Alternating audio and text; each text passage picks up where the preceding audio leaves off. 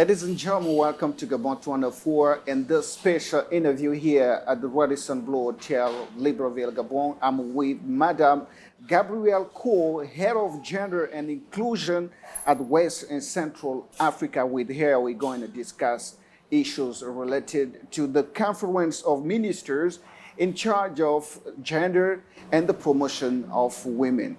Welcome. Thank you. How do you feel? I'm very happy to be here. Plan International, the organization I work for, has been building a partnership with ACAS now for a few years, and so we were very fortunate to be invited here to participate in this very important conference. And I want to take this opportunity to really celebrate and recognize the work that the government of Gabon has been doing on gender equality. We heard all about the the Gabon Equality Program yesterday, and it's a fantastic experience to share within the region.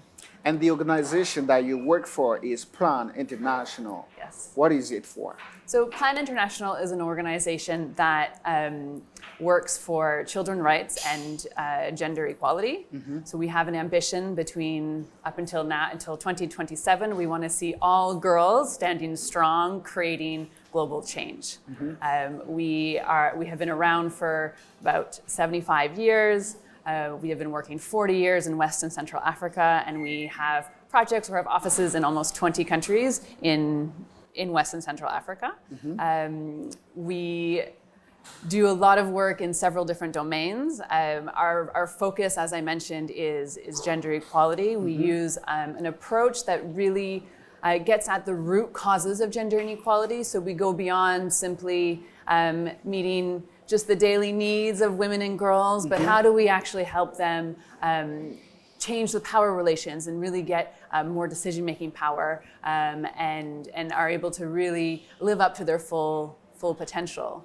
And what are the main domains on which you're focusing your actions? Yeah, so we have 6 main intervention areas where we work in. The first is education. We work to have inclusive and quality education. We also do early childhood development work. We do sexual reproductive health and rights. We work on the leadership of youth, so youth as active drivers of change.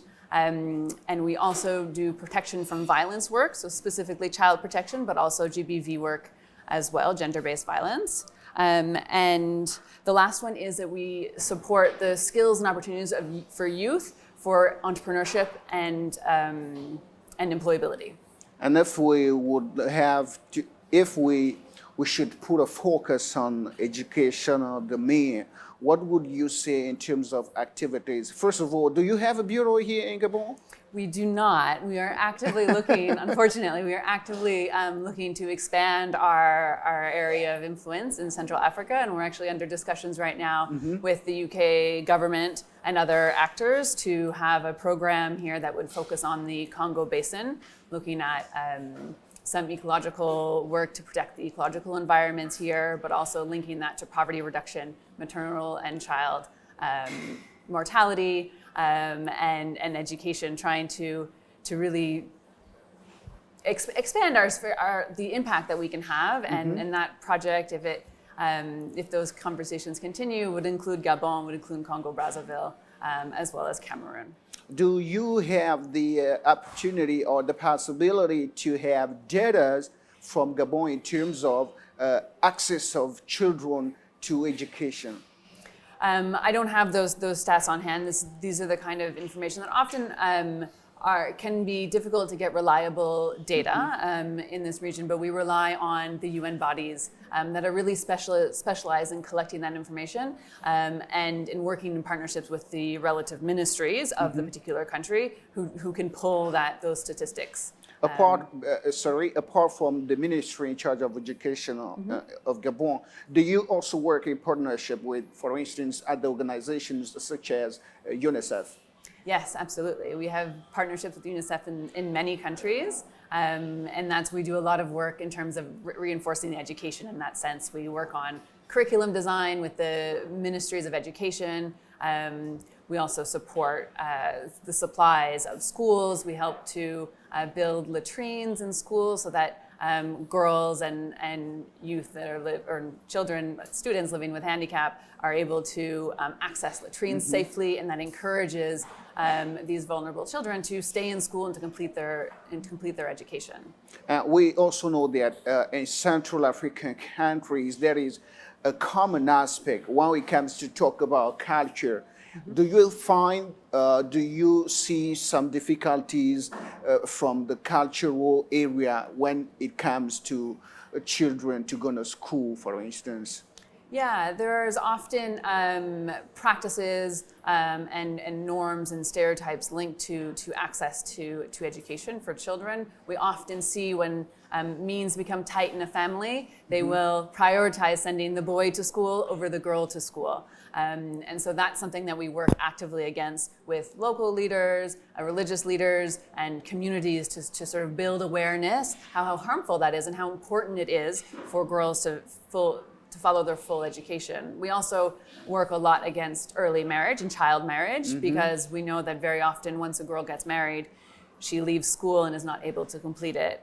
Or if she does continue school, as soon as she gets pregnant, then she cannot continue her education because she has other responsibilities. And these are the kinds of things that we are actively working with partners and communities to sort of dig into why that is, what are the root of these practices, and help people understand how really to make the most of the children that they have and allow them to live to their potential.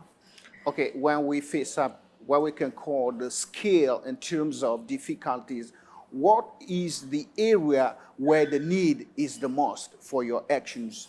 What is the domain in which your intervention is needed the most? I mean, that's a very difficult question to answer. There's so much try. need. I think for me, if I can make a point about what's most important is that we need to ensure that as we're doing these work and interventions, we're investing in the specific needs of girls and adolescent girls, because they're often forgotten about when we talk about gender equality and women's rights. We forget that there's a specific subgroup that need special consideration. We work a lot with youth, and the work that we've seen youth carry out is incredible. We need to invest in this new generation. They're the ones that are going to lead the way for prosperity and success in the future. And it's amazing. You give them space, they have opinions, they have ideas, they're able to execute projects, they have a vision, and we really need to invest and trust in that generation and know that they can lead the way and really bring the results that we're looking for. And this enthusiasm, does it mean that young girls are keen to really exercise the leadership? Absolutely.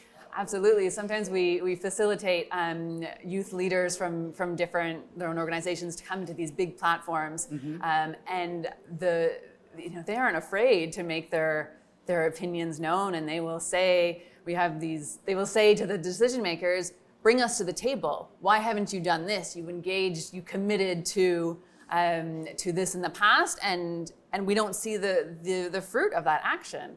That's at a high level. At a community level, we see youth that are preventing child marriage. They have a colleague, a fellow student who is going to be married off, and they go to their teachers, they go to the principal, they go to the mayor, they go to the local leaders, and they say, no, we don't want this. This is not acceptable. This is not good for this girl. And they've managed to prevent many child marriages. So my trust is in the youth. Do you also try to tell these young girls that the fact that they become independent doesn't mean that they can turn against the society, but they become an added value for the society? Yeah, of course. I mean, cultures evolve naturally, they evolve with the young generation, but this is why it's so important for organizations like Plan International to make sure that the youth leading the way, because they do their own vision. It's not about a vision that's imposed from the outside. It's really a vision of what they want to see in their lives based on their realities, their families, their communities, and what they see as the way forward, which is why we use that strategy. Do you also bring them some assistance, some support in terms of idea, in terms of counsel when it comes to entrepreneurship, for instance? Yeah, so we do a lot of work on life skills building, supporting them to set up businesses, linking to microfinances and small credit loans. We do a lot of village and savings and loans associations. So they're community level groups where they're saving and they're able to access loans level. We do a lot of that work, and we see a lot of success. But the most important aspect when we talk about entrepreneurship is the access to finance. Yeah, absolutely. What do you do for that? I mean, we are not a microfinance organization. We link those to those institutions. We do some financial literacy also, because it's not only, we can support on, you need a lot of skills in order to access that finance. And so we help with that aspect. And there's also an advocacy piece, and we need the banks to be willing to make those funds available. So that's another message that we carry. Do you also teach them how they can unite in order to build a network of partnership? I mean, partners that can accompany them, that can help them. That's going to be your last word. Yeah, absolutely. I mean, supporting youth movement building is really important to us. We've done many big events where we connect youth from all over West and Central Africa. Most recently, it was in Nigeria in October. We had all the youth groups we work with came together. They came up with a call to action for their governments, for plan, what they expect from us, what they expect from their other fellow youth organizations. And now, we're helping to promote that, but certainly we're trying to keep ourselves accountable to what they have asked us and trying to deliver on those promises. Thank you very much, Madam Gabrielle Cole, for having answered our questions. Thank you very much. And we also hope that sooner or later, you're going to have a bureau here in Gabon. I hope so. Thank you to you, dear viewers, for having watched us on Gabon 24. We are in the framework of the Conference of Ministers in charge of gender and the promotion of women in the economic community of Central African states. Stay with us for further news.